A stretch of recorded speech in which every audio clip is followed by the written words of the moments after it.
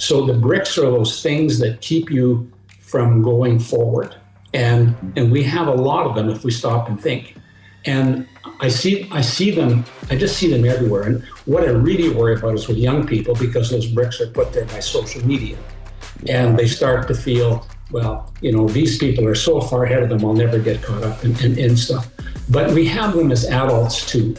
I talk to guys and they say, well, how you're 70, like, how come you got so much fire? Like, how do you keep, like, you got way more energy than anybody I know, and blah, blah. I say, well, because I actually focus on my health, and I don't focus on remedial, I focus on thinking forward. What kind of granddad do you want to be? So I'm 70, I know what my granddad was like. He was sitting in a recliner slobbering down his face because he had 3 strokes already.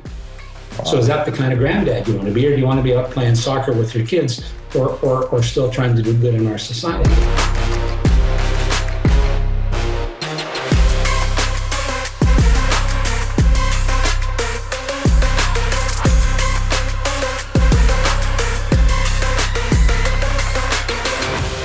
Hey everybody, thank you so much for tuning into Ageless Future. Can't express my gratitude enough for all that you guys bring into our lives.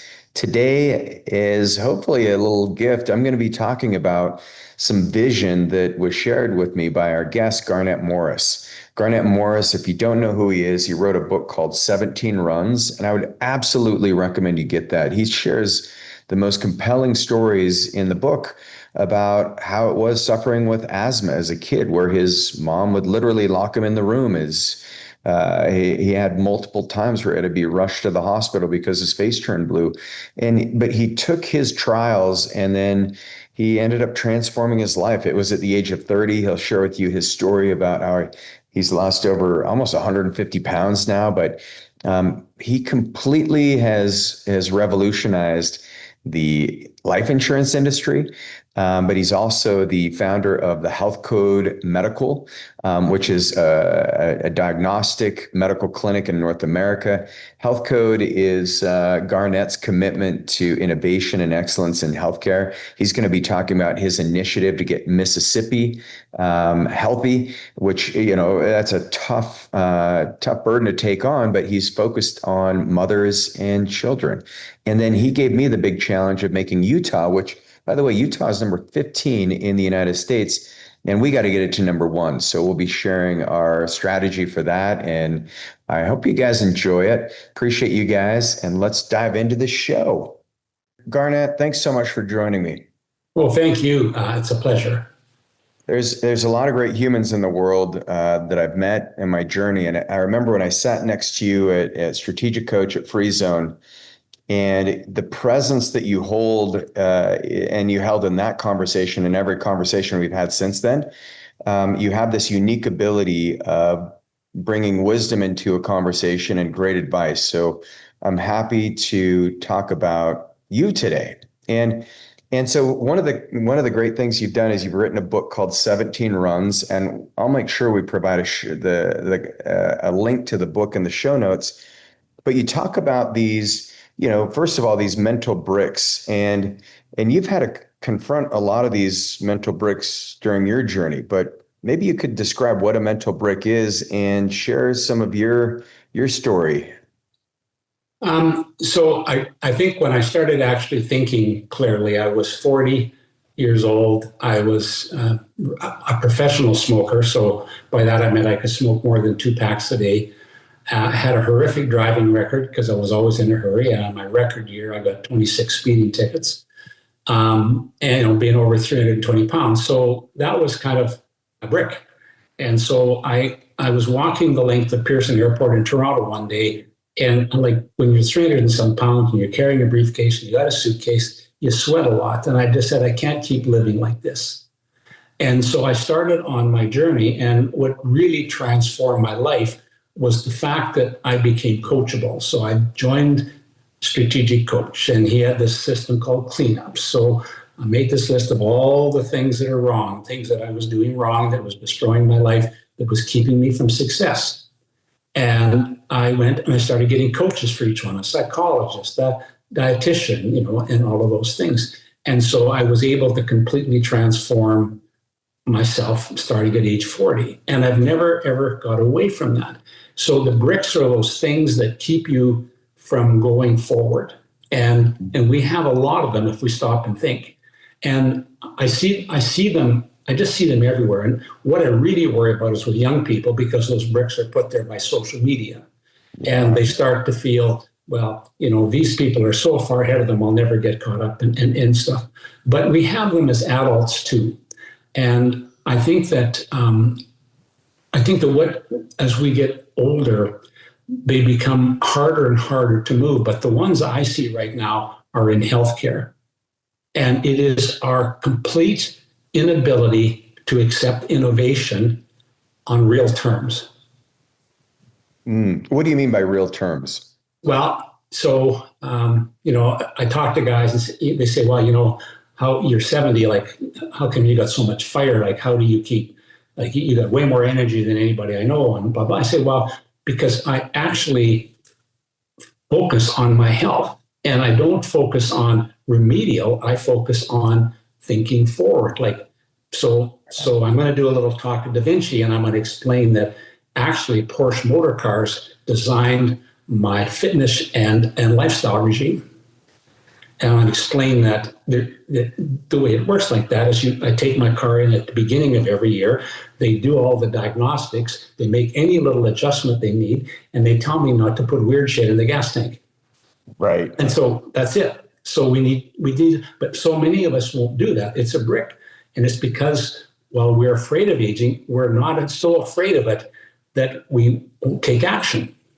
I love and that. I see people in your business that whole business is keeping people like the Porsche dealer saying, like, if you come in here, we're going to, and I'm not just trying to blow smoke at you, but in real terms, you come in at the start of the year and you find out, where you need some service adjustments, and you make those adjustments before the car breaks, and you can keep racing the car. Porsche wants you to keep racing their cars.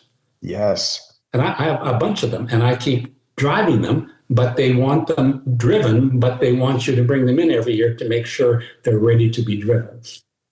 Right. Instead of bringing it in when it's broken down, which is what our healthcare system is trained people to do.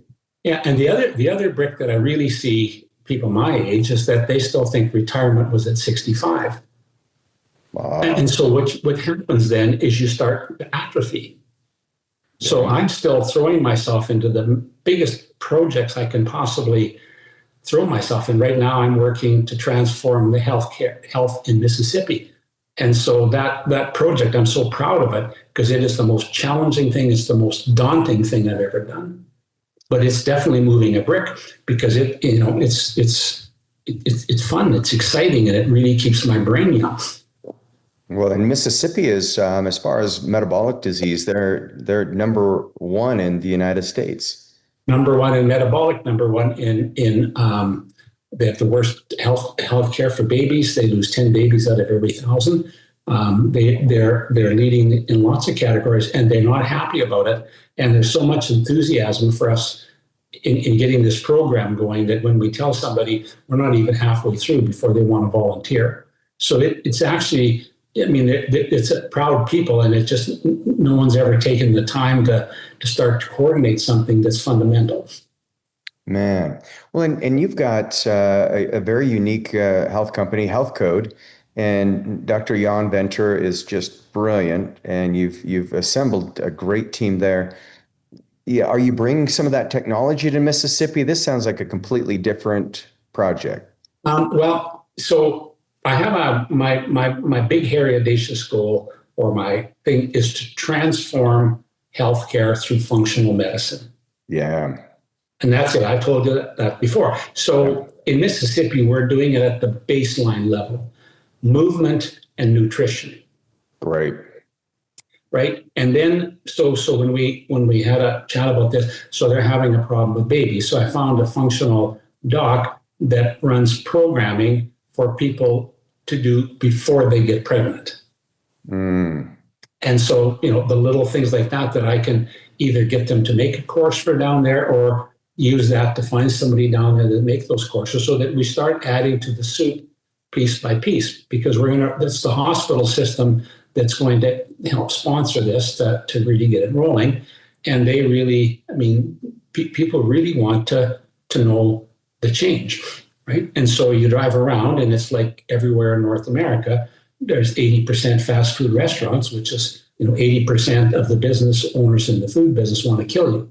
And it's just because we go there because we're in a hurry. Right. And it's fast. It's food that gives you instant energy, and then you pay for it. Yeah, and you pay for it. And you lost, I think, 130 pounds. Was that your total weight loss? Well, now it'll be more like 150 because I'm still working. So I'm below my grade 12 weight now. And I'm in the right range for fat. So I could still be somewhat improved, but I still work at it and I still do that. So that's a goal that, I've kept moving the marker. So my target weight now is 185. So I'm about 192, 191, something like that. So I still get 6 or 8 pounds because like when I read my owner's manual on my Porsche, it doesn't say, drive around with a bag of sand in the car. It doesn't say that. And yet that's what we're doing as human beings. And by the way, Garnet, I think you have 25 Porsches. Yeah, 24, but who's counting? So he knows a thing or two about Porsches, but he also understands the value of taking care of his health.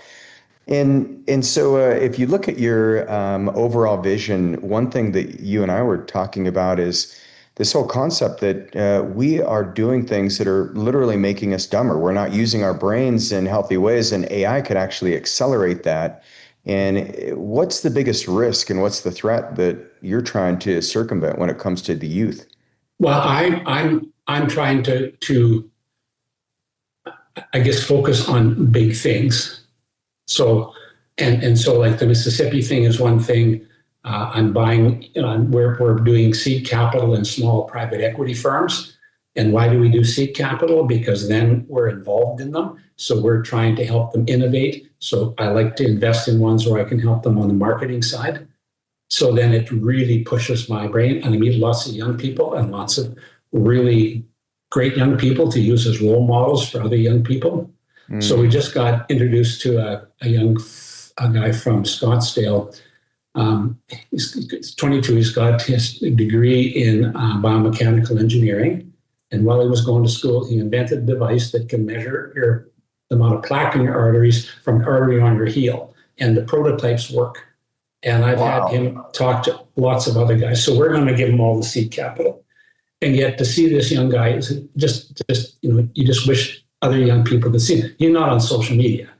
Mm. And so we're helping him with his budgets. And he's saying, well, I need about $800 a month to get by. Well, no, we can have more than that. So I could get a part-time job in a bar, like just do anything to get this company going. And so that makes me know the spirit is still there, but we can't poison it with our own inaction as we get older. There's nothing wrong with being a 70-year-old entrepreneur. And I was at a thing that I ran into Dad Sullivan. We got to spend a couple dinners together, and he's got a new book coming out. And I said, your new book on, the title of it, but it made me feel good because it made me realize I can still have drive at 70, that it's okay. Yeah. And I got to read the preview. I said, Dan, this book just made me, I just read it that night. I couldn't, on ambition. It's on ambition. And so ambition is what keeps our brain young.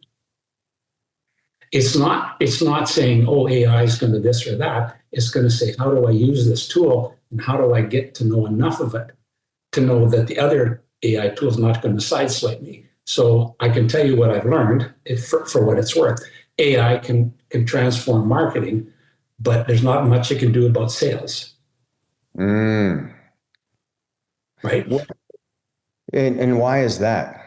Well, because sales involve reading eyes and emotions and everything at the moment and figuring out how to transform it to get a different outlook or a different decision or get them to take action in a different way. Mm-hmm. Now, you can get there with marketing, but when you're doing a lot of, I would bet you that in your healthcare business, you do far better when you get to talk to the prospective patient than them coming in through social media. Yeah, 100%. Yeah, well, that hasn't changed. So AI can't fix that. Sure. True. Hi, this is Reg. And so I really would like you to come to my clinic. Please answer the following questions. Like, that's not going to close. Well, and it doesn't lead to transformations either, because there's something about the human to human connection, and accountability is really pretty scarce when it comes to having an AI agent telling you what to do. Yeah. So I look at sales. So I mentor a young guy in the U.S. who teaches paramedic school. I said, well, you know what? Like, AI can't climb ladders. So, you need to talk about that. And so we evolved, and we had these great chats, and we finally said, like, becoming a paramed or an EMT, that's the perfect gap year thing for kids. Like, why wouldn't you just do that? It protects you against everything else. Look for other experiences where AI can't go and put them into your portfolio before you go, because the more complex the work you do, the more susceptible you are to AI. Right. Yes. And even if you look at the fields, like the trades, HVAC, plumbing, electrical work, carpentry, like, you're not going to see robots doing that anytime soon. No, Even though they're no. complex surgeries, it will be medicine and the legal fields that those will be taken over pretty quick here. I toured the robotics division of one of the major hospitals in Toronto. And what they're doing with robots was unworldly. And this was like 4 or 5 years ago. And I gave a donation because I just saying, well, like, if I'm going to get carved up, this is the system. You see the fingers in this thing, like little tiny fingers. They can, so we're like, and I agree, robots can't get under the sink, and they're not. So we need to do that. So why aren't we doing roll-ups of plumbing businesses as entrepreneurs? Yeah. Because that's the future. And why aren't we figuring out how to attract young people? That's sales. Yeah. Because plumbers are going to get paid more than doctors. That's the transition that we'll go through with AI. Yes. And so why wouldn't we want to own all the plumbing businesses in Salt Lake City? Because then we get to charge whatever we want. Right. That's called the monopoly. And that's been a great game since like I was 5. Well, you created a bit of a monopoly in the insurance world in Canada. Maybe you could talk a little bit about your primary company. I mean, the thing that we did that was different was, again, it comes from thinking maybe a little bit different than others, but I could never understand why someone would pay premiums so somebody else got a check when you died. And the logic of that just escaped me. And dying time was so uncertain, and the likelihood of dying is far less than you think. So we started figuring out how to make insurance make you richer today, and richer in real terms. Like, you can look at your bank account and say, hey, I have more. And that kind of transformed our whole sales process and transformed what we talked about and transformed that. And it's still happening in lots of different ways. We've got some really cool things we're going to do in the US. We're going to cut healthcare costs by a large amount. And we're just starting with a few states. And, it's kind of a funky idea, and it's already led to other byproduct ideas, because I'm not afraid to dive into the deep end of the pool without checking for water. And, it works. That's your 10 quick start, and it's the innovator in you. So if you had to summarize your unique ability, how would you describe it? Well, I want to go back a little bit further than that before I answer the question, to explain how I got to understand it. So in Strategic Coach, there was a period of time where Dan had us do all these tests. So we did the Colby, and we did Strength Finder. And then I went out on my own and I did Plum, and I did all these other personality profiles. And I read a book called How to See Yourself as You Really Are by the Dalai Lama. And by the time I was done, I understood who I was. So I'm not brilliant, but I'm really good at putting ideas together and looking at something from here and something from here and something from here, and then coming up with an idea. So Dan Sullivan calls it collaboration. but I naturally do that. And so that's what gave me all the things. So we set up an insurance agency, and we had problems getting banking done when we wanted to leverage it. So we set up a finance company, and the finance company needed to be more competitive. So we figured out how to issue bonds, and we just kept pushing against all of the pain points rather than sitting back and belly aching. Nice. So that is my unique ability, is that I really continually look for other ways to solve problems by blending things together. And you've done that in medicine. I have, yes. And even every time I have conversations with you, you expand my vision of what's possible so dramatically. And is that through that lens of solving a problem in a more creative way? Well, so the thing is, like, when I see a problem, it starts to become painful in my brain. So the big problem we're working on now, and again, again, I'm a collaborator. So if someone says, well, can we work together on that problem? I'll say, yep. So we're going to open women's clinics, and we have developed a format unlike anything in North America for women's health. Because most of the women's health initiatives have been designed by men. So they think if you give a woman enough hormones, she'll be just fine. But we actually have the ability to do research. So we're going down a completely different approach. So we have a phenomenal female CEO, absolutely phenomenal. She's now my business partner, and she is just, our first clinic opens in October 1st. And after that, it's game on. Once we have the bugs out, anywhere where we can find a partner, we'd rather put our clinic in somebody else's clinics.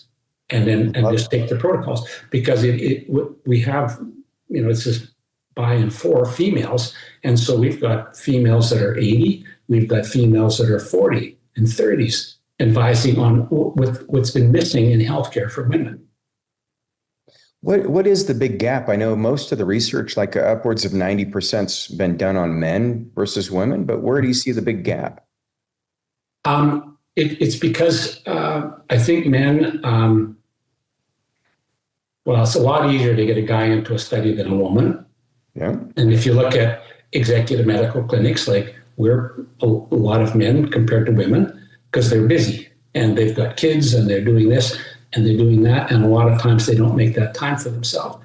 So you have to organize your approach to fit into their lifestyle. So in our clinic, we have this massive 2-day medical, and it's this and this and this and all this research. Well, it doesn't work that way if you've got 3 kids at home. True. So you have to break it into more pieces, and then you have to work. So the diagnostics are a little bit more rolling rather than come in once a year and, we're going to do all this stuff for a couple of days. So this is more a rolling approach. And so, our system's baking in a certain number of visits every year so that you can come a little bit at a time. And then we're aware of areas where there has been very little research where women are suffering, heart disease, places like early stage dementia, things like that, where there's just not enough stuff. So we're going to do the research on them and actually start to load them. So we really plan on doing this. So it's kind of a big adventure, but it's going to be, it's exciting. And again, it's something that, wide open. It's a partnership model. It's not a, it's to find guys to say, well, if I can get the right protocols and I get the right practitioner, I can just put that in my clinic. It doesn't take away anything. It just adds. Once again, another creative idea where problems. What is it like internally when you see a problem like that? Have you ever had an itch between your shoulders that you can't reach? Yes. It becomes an obsession in a way. Like, I just think about it and think about it and think about it. And then what I really love about life and about things that you learn but you don't really believe, when you start thinking about things, you start meeting people that have that in common. So thinking about what I want to do in Mississippi, and the number of people I've met from Mississippi is absolutely over the top. Literally.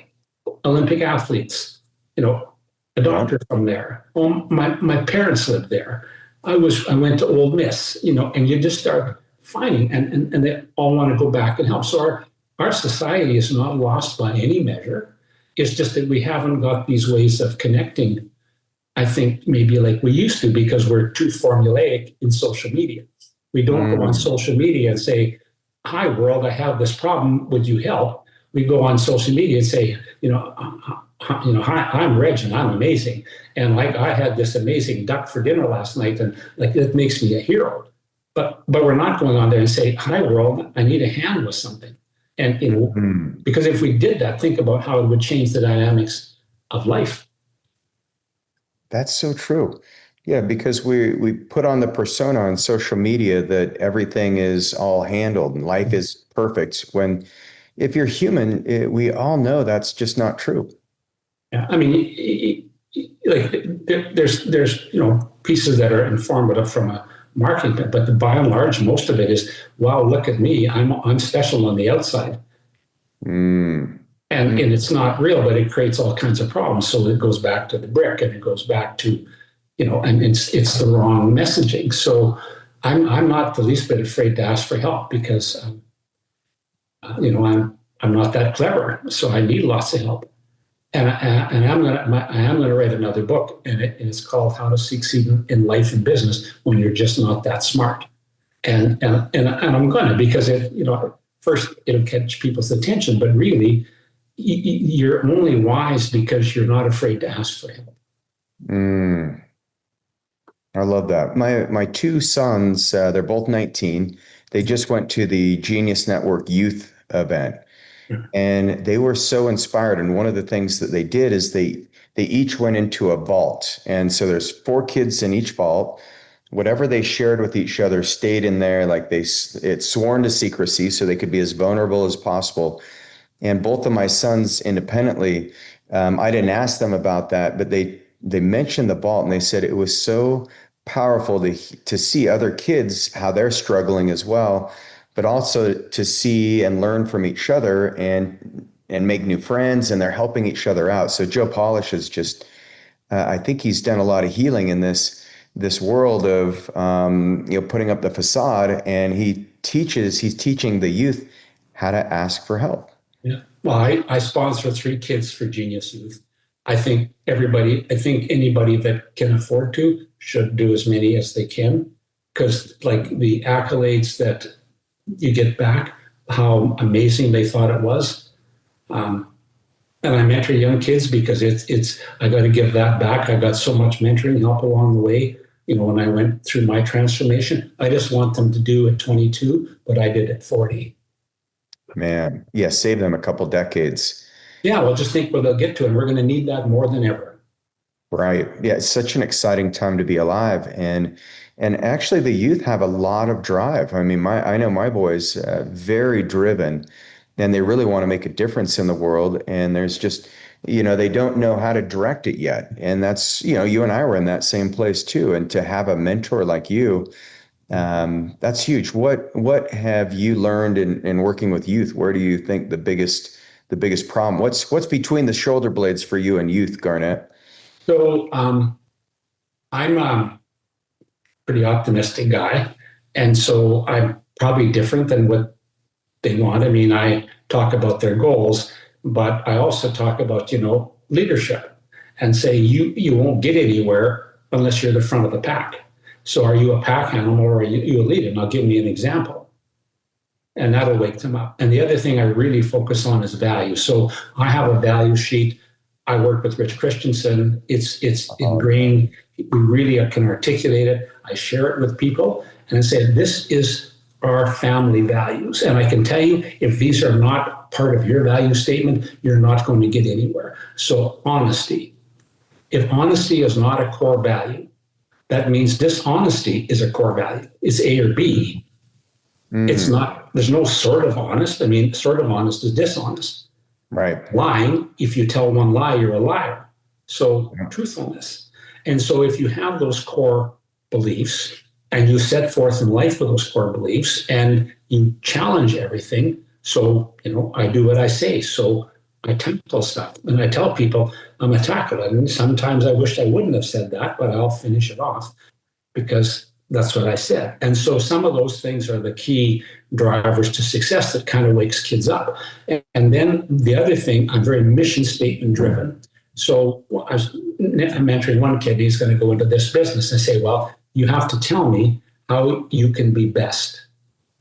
Because if your mission statement does not include the word best, that means that it's quite fine with you to be like 17th best. So I'm going to be the 17th best plumbing shop in Utah. That's me, 17th best every year. I'm going to win the 17th best plumbing shop award. That's just me. Is that what you really want?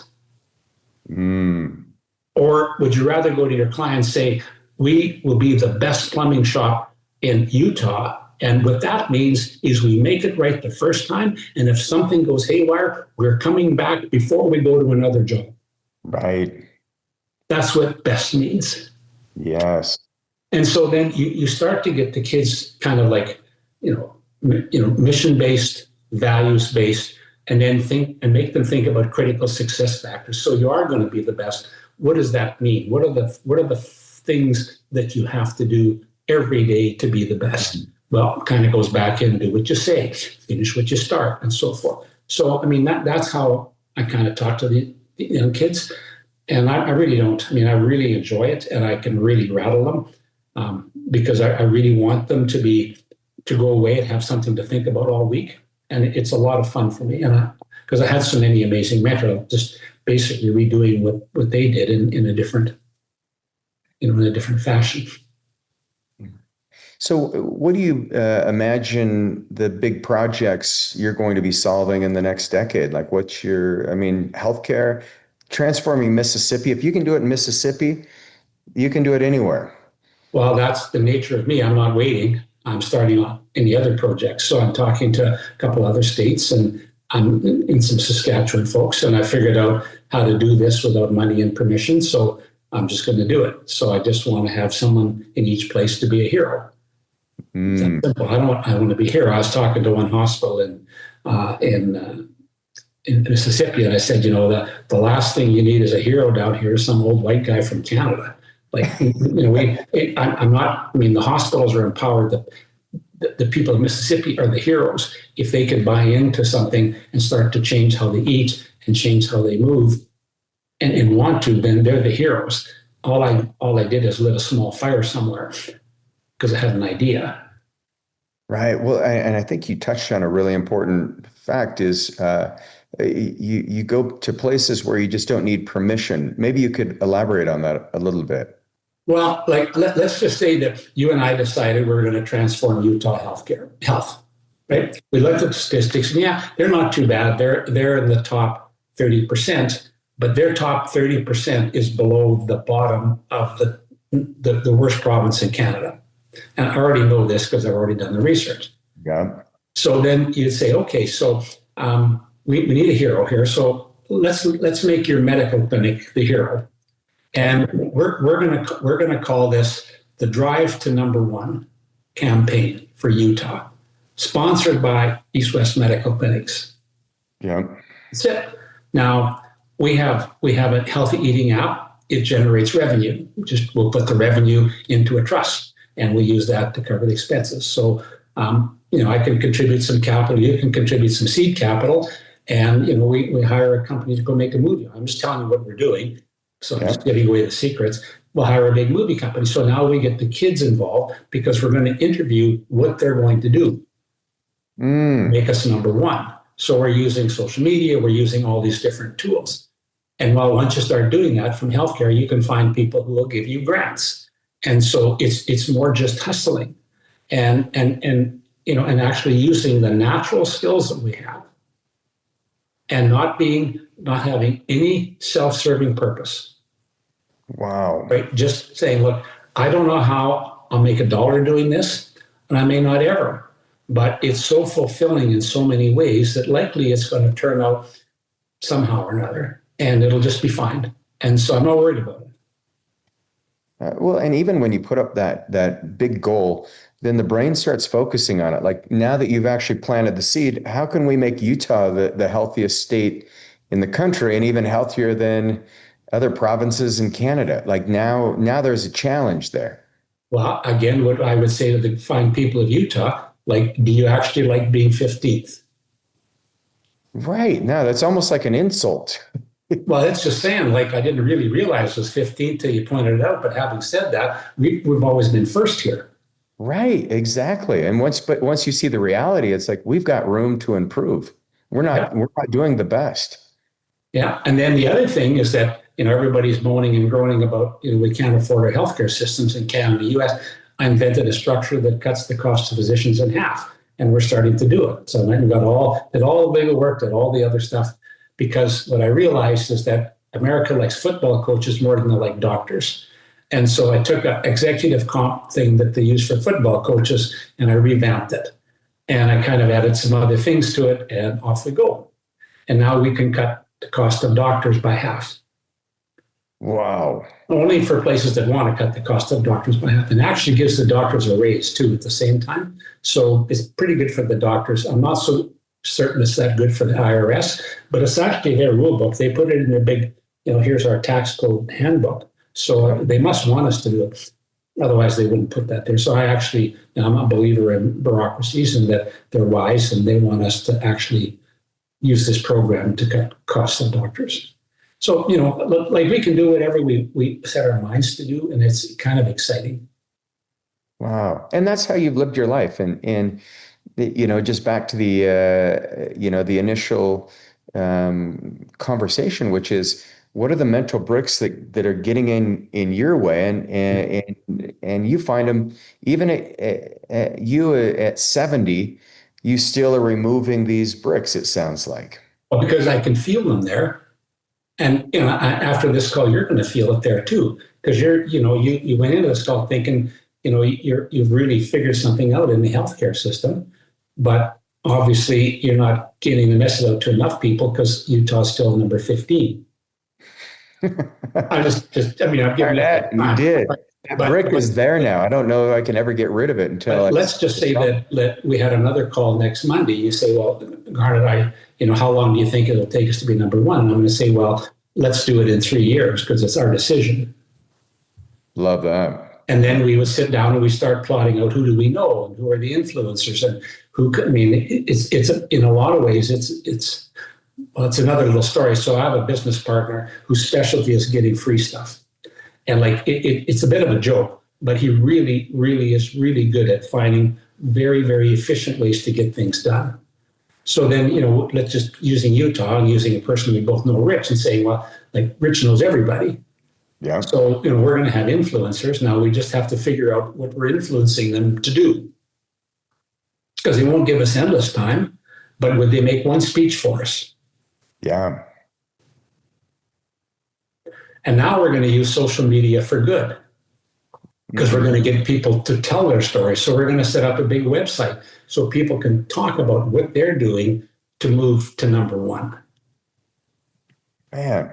And the philosophy of being number one. And number one doesn't mean necessarily in sports. It could be number one at trying hard. So the fact I maybe didn't lose this much weight or that, but I still like my motto in Mississippi is to walk 1,000 miles a year. It's not that big a deal when you really think about it. You divide 1,000 by 300 days, it's not that many miles. Yeah, that's like 3.5 miles a day, something like that. Yeah, it's a few times around the block. So like we can make something like that. So then you start to think about, well, why aren't we doing that? Like, why is it that we have to wait for the government to tell us to do this stuff? Yeah. Like, you and I are pretty smart guys, and we're compassionate, and we're broad thinkers. So, like, why is it that we need to wait for the other guys to figure it out and pay for it when we can probably get it done? And who knows? Right. Well, and if you get enough people behind it, because health is just as contagious as disease. Yeah. It only takes one guy to get a big rock rolling downhill. And what is it right now that we have permeating our society? Fear. Yeah. So why don't we just go and fix it? Wow. And that, my friends, is the crux of life. Is if you can go and fix the fear. The fear is usually where the problem shows up, and then we're afraid, like, oh, that may be too much work, or it's too complicated for me to figure out. How do you remove the fear? Well, it's because I'm not that clever, as I tried to explain earlier. So I usually, like I said, I jump off the high board, then I look down and see if there's water in the pool. And so then you start to realize, well, that was a really dumb thing to say in Utah, that we're going to make them number one. But having said it, you do what you say. So what is your first step? Well, my first step is getting on a plane and phoning you and Rich Christensen and saying, having said that, I'm going to make Utah number one in health in America. Who do you know, and who are influencers? Who will people listen to actually think that being 15 is not so hot? Yeah. Oh, I guarantee you, the entire state. I mean, I know people would feel the same way that I do. It's like, why are we number 15? We have recreation all around us. The cities are designed for movement and physical activity. And what happened? Well, you see, my belief is that that's the way people in Utah were trained. They like to be 15th. But it's not true, and I know it, and you know it. So I mean, but that's how my brain works. So so what I really changed at 40 was to stop doing stupid stuff that hurt me, and to try to think about ways that we can make things better. And you learn, and you learn, and you learn, and you learn, and you learn. And we're both successful entrepreneurs, and but if we sit back and say, what is the next level, or what is it that to do? Well, what you're doing is amazing, but if this was imparted in our society, it would even be more amazing. Yeah. Because I mean, what you're doing is you're getting the top 5% to amazing levels, but the other 95% would just be healthier, being the healthiest populace in America. Right. And so again, perfection isn't necessary there. It's moving up. So I'm not trying to teach everybody how to, eat this much protein if you're lifting weights. I'd just like you to walk 3.5 miles every day and eat a healthy diet, 9 days out of 10. And then tell your grandparents how to do it.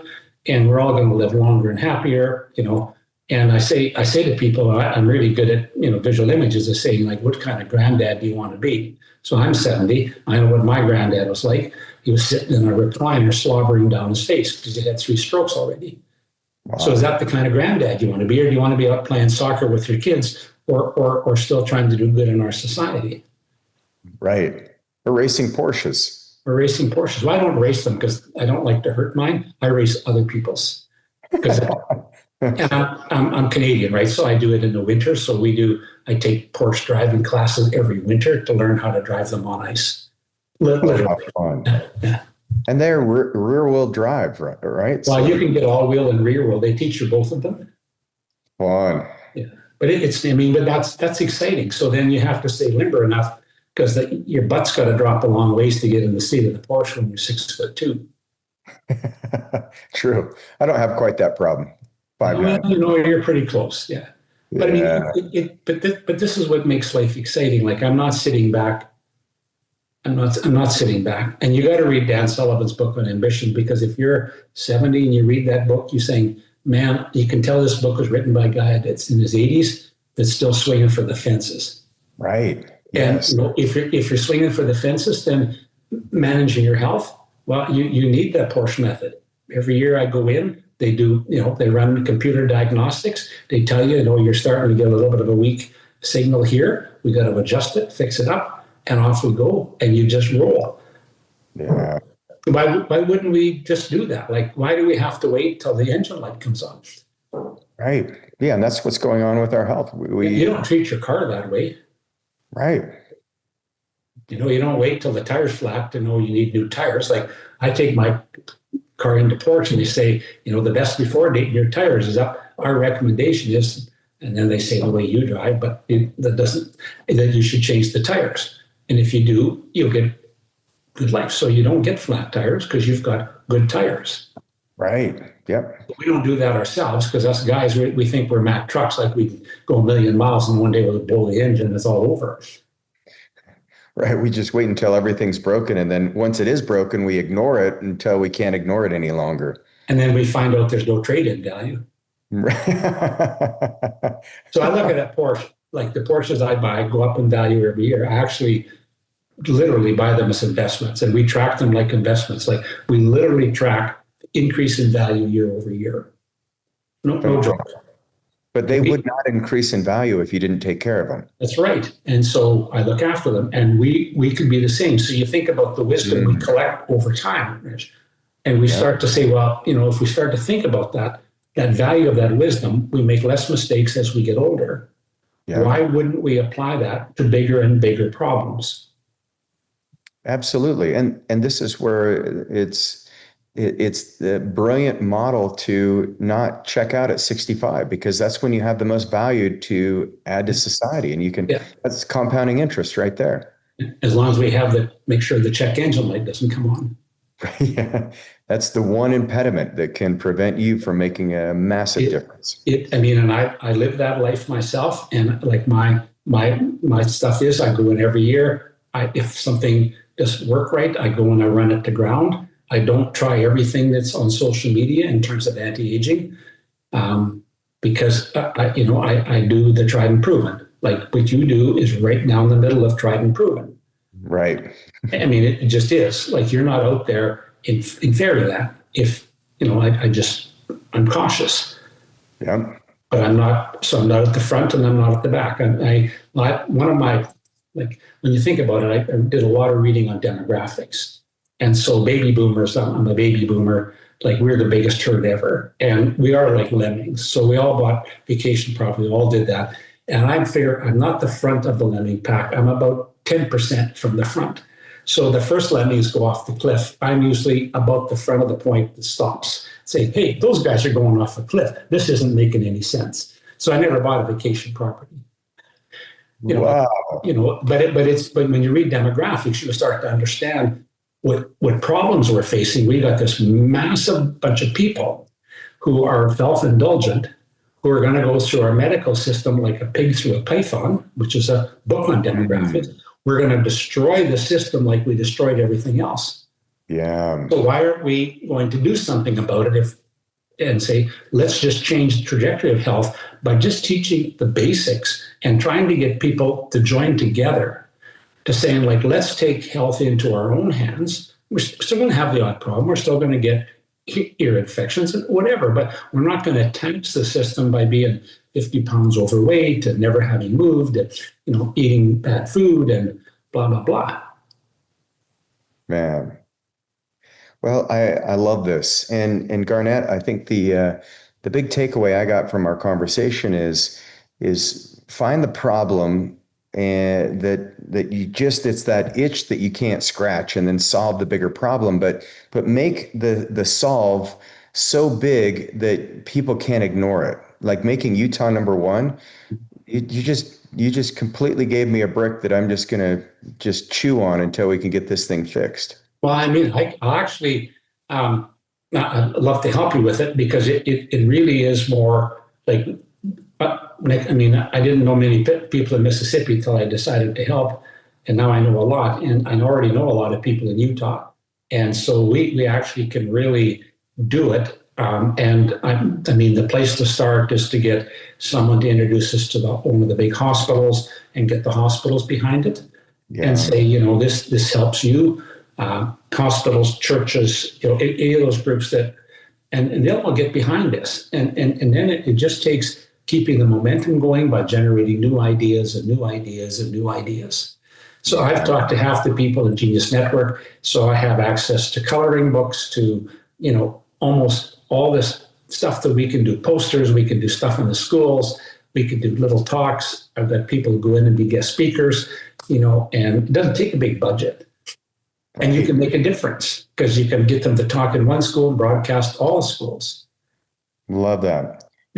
Anyway, so it's not really that complicated if we decided we wanted to do it. Well, I think it's it's a goal that now I can't unsee what you've just shown me. Yeah. I mean, and I'm going to say, well, you're a little bit of a slacker, like, because you're starting at number 15 when, why don't you go for 49 and go to West Virginia? And then we'll have a race. Garnet, you're amazing. Well, I appreciate you being on the show. And by the way, you guys follow this because this is a new project. It's going to be make Utah number one and make every state in the United States number one. And we'll have metrics and benchmarks that allows everyone to be number one. Well, when you look back through time, the generation before baby boomers did it themselves. Right? They did it themselves. It was everybody joined together. The communities were communities. Yes. And we have become so entitled, it's almost embarrassing. So it goes right back to we're saying me, in social media, it's me, my perfect meal, my perfect guy, my perfect date, my perfect car, my perfect vacation. Look at me, I'm hot, blah, blah, blah. Right. But we have to change that, and it's up to us to change that. We can't just bitch about it. We have to do something.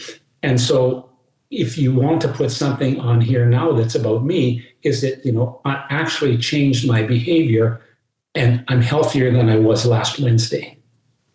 And I'm going to do it every day. And I'm going to actually post here every day that I eat properly. Now you're inspiring other people through what you're talking about. There you go. Small little things that yield massive outcomes.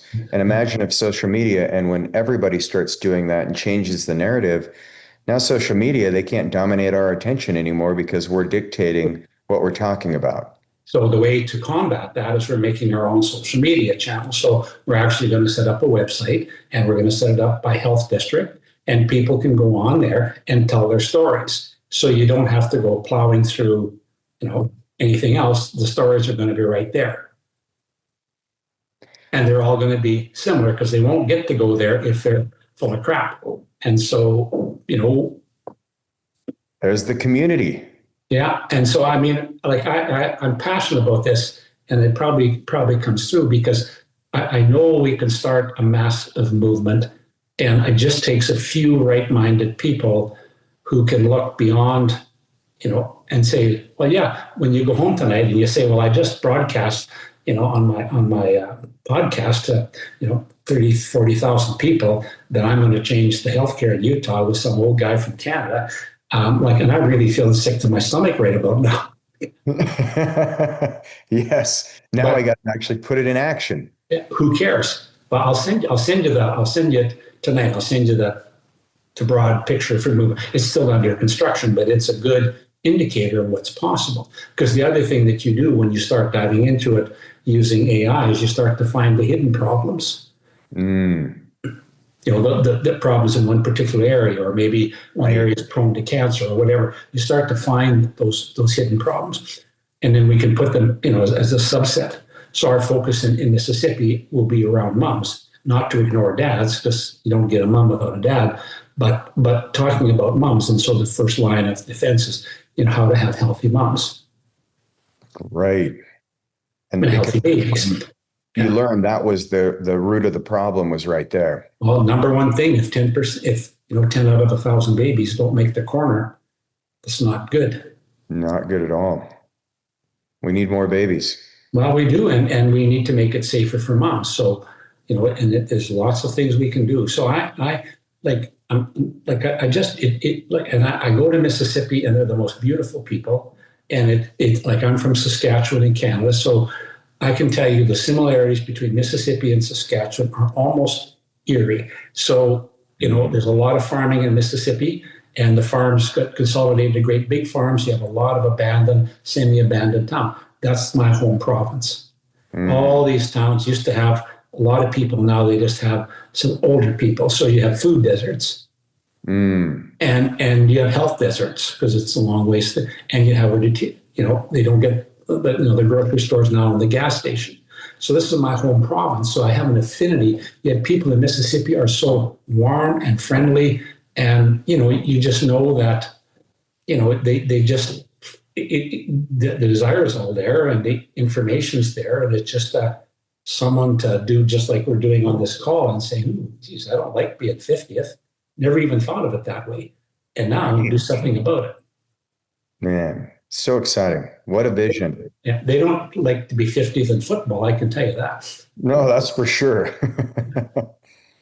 So I mean, I don't think, I just think, I mean, I have a theory, and that, it's called the Gandhi, I call it the Gandhi effect. So, we think what Gandhi did in creating democracy in India, like he started it by himself. He didn't wait till he had a team of 2,000 project managers and stuff. No, started by giving a talk and having a vision for what democracy would look like. Yes. And then he just kept doing it little bit by little bit. And little bit by little bit by little bit, yeah. But he stayed true to the vision. Yeah, yeah. And he never thought about it, what was in it for him. Yeah. I mean, his ancestors did, but not him. It's true to his mission. So you just think about, we had a handful of guys like you and I that, that studied all the stuff we studied, and we just launch it. Yeah, why not? Yeah. It has to be done. Well, I mean, and why do we have to rely on politicians? Why do we have to rely on Maha and MAGA and all these things? Like, we just need to wake up and do it like our forefathers did. When you think back to these small communities, that farming communities in early 1900s, that someone needed to get their crop off, and I was done at mine, I went over and helped you. And it wasn't about giving me a check; it was to say we work together. And this is all we're talking about. And we start to rebuild that work together thing. Think about it. It's so true. Yeah, because I grew up on a cattle ranch, and all the time our neighbor, we would help them out with their cattle. They'd come help us with branding or whatever. Yeah. Your cows went into their field, they brought them back. They didn't. No big deal. Launch a lawsuit and say your cows ate my grass. Right. Yeah, so powerful. Wow. Well, and that's really how we can revitalize just everything. I mean, talk about taking the power back and removing it from this artificial world that whoever's trying to create it, they want us sucked into our screens. This is not reality. The reality is out there. The reality is actually interacting with other humans again, eating real food. Yeah, yeah. Basically functional medicine, like ground roots, the right food in, move a certain amount, have a little ways of knowing that you're going there, get some sleep. Then everything else after that is just, like some people like Porsche, some people like Ford half-tons. Right. I mean, we want to make a mass market functional approach to do things to not get sick in the first place. And then we could start to teach after that the little warning signs if something's not right. So you catch it early. Yeah. Like the check engine light. That's it. Don't wait till it's broken. Your tire pressure's a little off on the left. Yeah. Rear. Pump it up. So we are like, we don't actually treat ourselves like we do our cars.